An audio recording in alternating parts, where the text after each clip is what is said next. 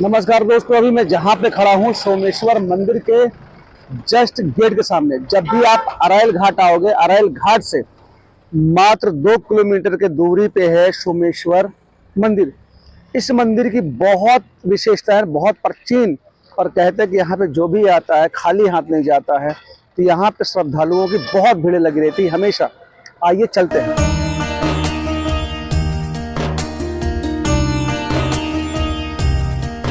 ये हम दोस्तों सोमेश्वर मंदिर आ गए हैं। आइए हम आपको दिखाते हैं और किसी महंत से हम बात भी करेंगे अगर मिल जाते हैं तो, कि इस मंदिर की क्या विशेषताएं हैं, क्या खासियत है, और हम आपको छोटी से छोटी बातें इस मंदिर के बारे में बताते हैं। अब हम मंदिर में आ गए हैं दोस्तों। सबसे पहले जब मंदिर हम आते हैं तो सबसे पहले बजरंग बली की मूर्ति है। उसके बाद में आइए इधर देखिए, ये नंदी महाराज जी यहाँ पे विराजमान है। ये देखिए, बहुत खूबसूरत लग रहे हैं।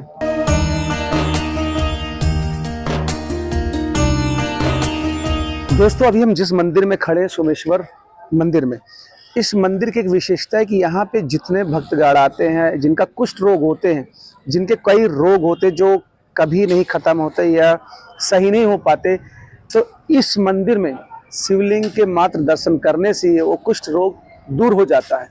और यहाँ पे महामृत्युंजय मंत्र का पाठ हमेशा चलता रहता है। जिनकी मनोकामना पूरी हो जाती है वो भक्तगण आके यहाँ पे मंदिर बनवा देते हैं, या जो जैसे जो मनोकामना मांगते हैं उस अकॉर्डिंग वो काम करते हैं। आइए हम आपको मंदिर के दर्शन कराते हैं। दोस्तों ये है सोमेश्वर मंदिर। अभी पूजा अर्चना हो रही है। आइए।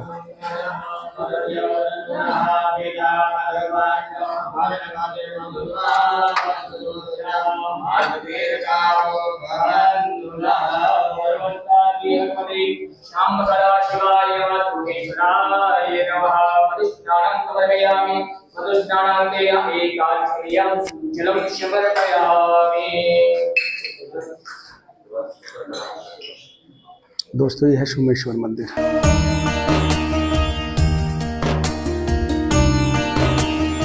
दोस्तों अभी हम जहाँ बैठे हैं सोमेश्वर मंदिर में, और वहाँ के पुजारी जी हैं। और पुजारी जी नमस्कार। हम तो सोमेश्वर मंदिर के बारे में बहुत कुछ सुन रखे हैं, तो आप इस सोमेश्वर मंदिर के बारे में थोड़ा सा विस्तार से बताइए, इनकी विशेषताएं बताइए। सोमेश्वर महादेव मंदिर मतलब सोम मतलब चंद्रमा, चंद्रमा के नाथ सोमेश्वर महादेव मंदिर है। और कहा जाता है सूमा पुराण में वर्णित है इनका कि दक्ष प्रजापति के 27 पुत्रियां थी। अच्छा। जो अपने 27 नक्षत्र हैं, जो ग्रह नक्षत्र 27 है, 27 नक्षत्र की जो है सभी के पति भगवान चंद्रमा है। अच्छा। तो सबके साथ विवाह भगवान चंद्रमा का हुआ है। तो कहा जाता है कुछ समय तक तो पति पत्नी का जीवन तो जी रहे थे भगवान चंद्रमा। कुछ दिन बाद मतलब कि कुछ दिन बाद उन्होंने सिर्फ एक के साथ संबंध रखना रुक्मणी जी के साथ संबंध रखना शुरू कर दिया। रोहिणी नक्षत्र। अच्छा, रोहिणी जी से जो उन्होंने संबंध रखना शुरू कर दिया, और अन्न को अन्यथा की तरफ चलने लगे। मतलब पत्नी के और दर्जा नहीं दिया जाता, जैसे हम लोग जो पत्नी को मानते हैं उस तरीके से वो नहीं मानने लगे। तो पत्नियों को लगा, जो भगवान चंद्रमा की पत्नियां थी उनको लगा कि ऐसा जीवन क्या है, व्यर्थ है जो पति के बिना जीना। बिल्कुल बिल्कुल। तो ऐसा करते हैं हम लोग अपने शरीर को नष्ट कर देते हैं। नष्ट करने से पहले जो हमारे जन्मदाता है दक्ष प्रजापति जी और माता जी का दर्शन करके आते हैं कि अब हम शरीर को त्याग दे रहे हैं, जब अपने मायके आएंगे। तो दक्ष प्रजापति ने देखा कि हमारे पुत्रियों का चेहरा उतरा हुआ है, जिससे सामने से ही समझ में आ जाता है कि चेहरा उतरा हुआ है। तो उनको लगा कि ऐसा क्यों है, हमने तो सबसे श्रेष्ठ देवता से उनकी विवाह किया है, ऐसा क्यों देवताओं में किया है। तो ऐसा मन में आया, तो उन्होंने अपनी पत्नी से कहा, दक्ष प्रजापति ने, आप माता हैं, जाके पूछिए क्या बात है। तो पुत्रियों से जाके माता ने पूछा, तो पुत्रियों ने बताया कि माता जी हम लोग विवाहित तो हैं लेकिन विवाहित जीवन नहीं जी रहे हैं। तो उन्होंने आकर अपने स्वामी से बताया, दक्ष प्रजापति से, ऐसी सी बात है। अपने पिताजी से मतलब माता जी ने, जो माता जो पुत्रियों ने माता जी को बताया, और माता ने दक्ष जीवन जी नहीं रहे हैं। तो वो जो दक्ष प्रजापति की पत्नी थी उन्होंने बताया कि पुत्रियों की विवाह तुम लोग किए हैं लेकिन वो आप विवाहित जीवन जी नहीं रहे हैं, बड़ी दुखमय जीवन जी रहे हैं। तो प्रजापति जी सोचे कि चलिए बच्चा है, नादान है, नादानी कर रहा होगा। चल के उन्होंने समझाया कि चंद्रमा जी, हम देवता हैं, अगर हम ही ऐसा करने लगेंगे तो जो मनुष्य हैं और दैत्य हैं वो सब क्या करेंगे। बिल्कुल बिल्कुल। आप ऐसा करिए, जिसका साथ विवाह रखे तो सबके साथ जीवन व्यतीत करिए। कुछ दिन तो चलता रहा समझाने पर, फिर वो अपने क्रियाकलाप में आ गए, एक के साथ संबंध रखना, फिर वैसे का अन्य को वैसे हो अन्यथा गया। रखना। अच्छा।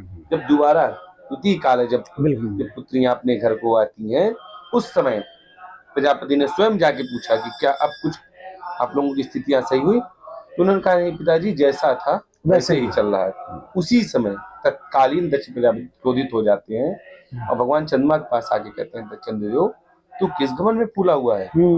इस देव कुल में, इस पूरे संसार में, पूरे विश्व में किसी की इतनी शक्ति नहीं है कि मेरी बातों का उल्लंघन कर सके। मैं ब्रह्मा पुत्र, जा मैं तुझे श्राप देता हूँ, तो क्षय रोग से नष्ट हो जाएगा।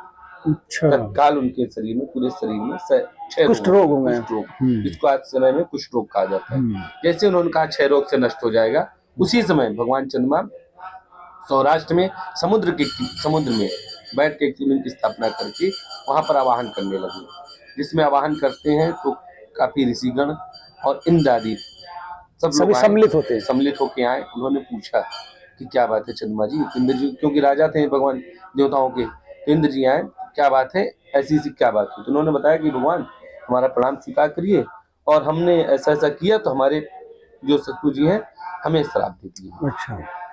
श्राप से कहें कि इसका कुछ उपाय बताइए। इंद्र कहें कि ये मेरे बस की बात नहीं है, मैं अपने श्रेष्ठ देवताओं से पूछ के आता हूँ और ये वचन देता हूँ कि मैं आऊंगा, जरूर आऊंगा। जैसे उन्होंने कह के गए, तो सबसे प्रथम वो जो है पालन कर्ता के पास, विष्णु जी के पास गए। विष्णु जी कहा देखिए हमारी सृष्टि की रचना होने वाली है और ये हमारे क्षेत्र में नहीं है, ब्रह्मा जी सृष्टि की रचना करने जा रहे हैं, आप उनसे समझिए।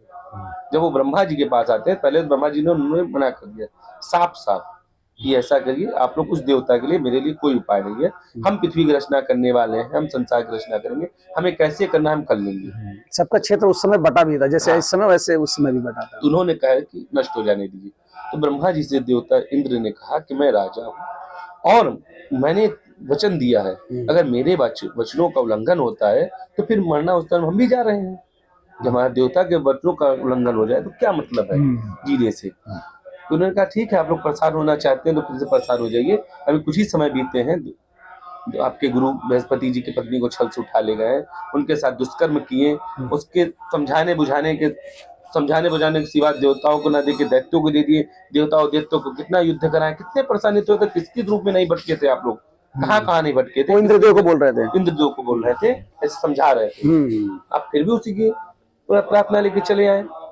नहीं स्वामी, हम लोग वचन दे के आए हैं, हमारे वचनों की एक बार लाज रखी जाए, इसके बाद हम नहीं आएंगे कभी। उनका चलिए, अब आप परेशान होना चाहते हैं तो जाइए प्रयाग क्षेत्र के दक्षिण दिशा में एक प्रभात नामक तीर्थ स्थल है। इसका नाम जो प्रभात नामक तीर्थ है, उस समय प्रभात नामक तीर्थ स्थल है, वहां पर एक शिवलिंग की स्थापना करिए और विधि विधान से सरस्वती और शिव का पूजन करिए। अगर शिव प्रकट हो जाते हैं तो आपको उद्धार होगा, अन्यथा कोई उद्धार नहीं है। तो इंद्र आदि सभी ऋषिगण सब लोग आए यहाँ पर विधि विधान से, इसी जगह पर जो महादेव की स्थापना हुई है, वहां पर एक मुट्ठी बालू से भगवान चंद्रमा ने स्थापित किया और विधि विधान से पूजन कराया सरस्वती और शिव का, क्योंकि ये सरस्वती केंद्र है। अच्छा। ये प्रयागराज है, सरस्वती केंद्र भी माना जाता है। तो सरस्वती के साथ शिव का पूजन किया। देखिए इंद्र जी ने कहा देखिए हमने अपने वचन का पालन किया है, अब इसकी आगे का क्रिया आपका है। आप यहाँ पर अखंड आसन, एक आसन में महामृत्युंजय का जप करिए, अगर शिव प्रकट हो जाएंगे तो आपको उद्धार हो जाएगा। अपने वचनावस्थान इंद्र आदि स्थापन करा के जब चले गए तो चंद्रमा जी भगवान पूजन करके अब महामृत्युंजय का जप शुरू कर दिया। कहते हैं कि हजारों वर्ष बीत गए थे, जब करते करते हजारों वर्ष बीत गए और मन में उनके लग रहा है कब शिव प्रकट होंगे कि नहीं होंगे। हम ऐसे ही मन में संशय थी, उस समय मन में संशय चलने लगे। जब हजारों वर्ष बीत गए तो उन्होंने मन में लगा कि ऐसा ना हो कहीं शिव प्रकट ना हो तो हम नष्ट हो जाएं। बार बार करने के बाद उस समय कैलाश पर्वत में थोड़ा सा हलचल हुआ। भगवान भोलेनाथ ने देखा कि भगवान चंद्रमा प्रयाग क्षेत्र में बहुत दुखमय जीवन जी रहा है। उन्होंने कहा अपनी पत्नी से कहा, पार्वती जी आप क्षण मात्र यहाँ विश्राम करिए, मैं एक भक्त प्रताड़ित है, दुखी है, उसका कल्याण करके आता हूँ। जब आए यहाँ पर भगवान शिव ने बोला, चंद्यो मैं तुम्हारे पूजन से प्रसन्न हुआ, बोल क्या वरदान चाहिए। उन्होंने देखा कि लोकपति त्रिशूलधारी खड़े हुए हैं सामने, उन्होंने हाथ जोड़ा, कहा स्वामी हमारा प्रणाम स्वीकार करिए। भगवान चंद्रमा ने बोला और तत्कालीन कहा कि हमारा ये क्षय रोग दूर कर दीजिए। कहें चंद्रमा ये दक्ष का दिया हुआ श्राप है, ये ना कट सकता है और ना टल सकता है। तो कहें चंद्रमा जी बोलते हैं कि क्या स्वामी मैं ऐसे ही नष्ट हो जाऊंगा। कहीं ऐसे नष्ट नहीं होगा, कुछ तो उपाय होगा, मैं आया हूँ उसका कोई ना कोई उपाय बताऊंगा आपको। ऐसा करिए, आज से 2 पक्षों में तुमको वरदान देता हूँ, कृष्ण पक्ष शुक्ल पक्ष। उसी समय से ये 2 पक्ष बने हैं, कृष्ण पक्ष शुक्ल पक्ष। अच्छा। कृष्ण पक्ष की अमावस्या मास तिथि पर तुम मेरे मस्तक पे वास करना। 2 दिन आप वहीं पे रहिएगा, प्रतिपदा अमावस्या प्रतिपदा पे आप वहीं रहिएगा। उसके बाद फिर आप अपने क्रियाकलाप में चले जाइए। कहा जाता है उसी समय से भगवान चंद्रमा उनके मस्तक पे वास। जैसे हम पोस्टर में देखते हैं आजकल के वो है ना, चंद्र विराजमान, चंद्रमा जो विराजमान हुए हैं जो 2 दिन। फिर जब जाने को हुआ तो ब्रह्मादि सभी इंद्रादि सभी ऋषि आए, भगवान को प्रणाम किया, भोलेनाथ हमारा भी प्रणाम स्वीकार करिए। तो भोलेनाथ ने देखा एक साथ ऋषि देवता एक साथ पधारे, काफी लोग हैं, क्या बात है। कहें प्रभु इस प्रयाग क्षेत्र की रक्षा करिए, इस नगरी के सर्वश्रेष्ठ नायक बनिए। तब से यहाँ पे महादेव जी विराजमान हो गए हैं और यही कथा है। कहा जाता है ये चंद्रकुंड घाट है जहाँ भगवान चंद्रमा ने स्नान किया था। अच्छा। और एक कथा और है इसमें कि जब औरंगजेब ने यहाँ चढ़ाई की थी, औरंगजेब ने यहाँ 3 बार कम से कम चढ़ाई की। अच्छा, इस मंदिर में? इस मंदिर पे 3 बार उसने चढ़ाई की। तो जब वो आता था तो नीचे अभी मंदिर आप लोग देखेंगे, वहाँ पर जैसे गेट जाएंगे जाली बनी हुई है, उसमें ढेर सारी मूर्तियां रखी हैं। खंडित बिल्कुल है, कोई 20 तलवार, वो सब तलवार से बनी। आप जैसे ही सामने आएंगे, हनुमान जी के सामने एक धर्म दंड है। अच्छा। वहां पर अचानक से मधुमक्खी अपने आप उड़ने लगती थी और औरंगजेब की सेनाओं को 3 बार उसने वापस किया। तब औरंगजेब ने माना कि हाँ कोई दिव्य शक्ति है जो हम बार बार इस पे नहीं जा पा रहे हैं। तो औरंगजेब का भी वहाँ उर्दू में पहले लिखा हुआ था, उस खंबे में लिखवाया गया था। अब तो लोग सिंदूर, अब पुराने जमाने के लोग सिंदूर लगा लगा के ये पूरा विभाग वाले थे, उन्होंने भी आके यहाँ पे सर्च किया है। और कहा जाता है भगवान जो त्रिशूल लगाया महादेव के ऊपर वाला, जो शिखर वाला त्रिशूल है, हर अमावस्या मंदिर के ऊपर जो शिखर त्रिशूल लगाया, अमावस्या तिथि पर अपने आप दिशा को चेंज कर देता है अपने आप। तो पुजारी जी ने बहुत संक्षेप में और विस्तार पूर्वक आपको बताया कि इस मंदिर में आने से कुष्ठ रोग दूर हो जाते हैं और लोग महामृत्युंजय पाठ करते रहते हैं।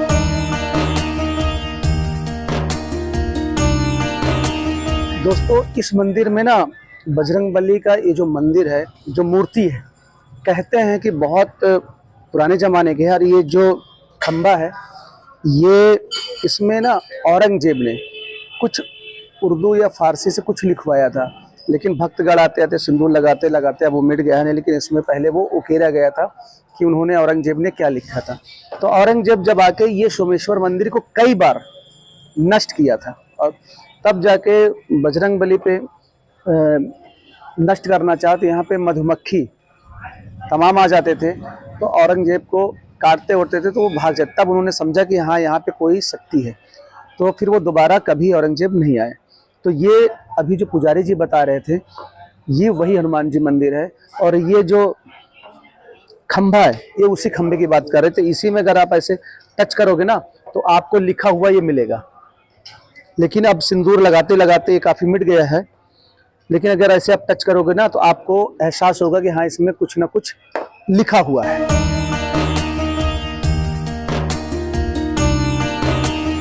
ये वो मूर्तियां हैं जिसको औरंगजेब ने तलवार से तोड़ा था, नष्ट किया था उस समय। क्योंकि औरंगजेब क्या करता था, वो सनातन के एकदम विरुद्ध था और सोमेश्वर मंदिर में कई बार उसने लूटपाट मचाई थी और यहाँ से काफ़ी लूट के लेके गया था। और यहाँ पे जितने मूर्तियाँ ये देखो सब खंडित है, सब औरंगजेब के द्वारा खंडित की गई हुई मूर्तियाँ यहाँ पे रखी गई हुई है। ये एक तरह से देखा जाए ना तो ये मूर्तियाँ हमेशा ऐसे ही रहनी चाहिए, क्योंकि लोग आके देखते हैं, उनका इतिहास जानने की कोशिश करते हैं। दोस्तों, आज का हमारा जो वीडियो था सोमेश्वर मंदिर पे, ऐसे हम आपको नए नए वीडियो लाते रहेंगे। हर महंत संत का इंटरव्यू भी आपको दिखाते रहेंगे। और दोस्तों, अगर ये वीडियो अच्छी लगी हो तो प्लीज़ लाइक करिए, सब्सक्राइब करिए और कमेंट करना यार बिल्कुल मत भूलिएगा। क्योंकि हम लोग बहुत मेहनत कर रहे हैं।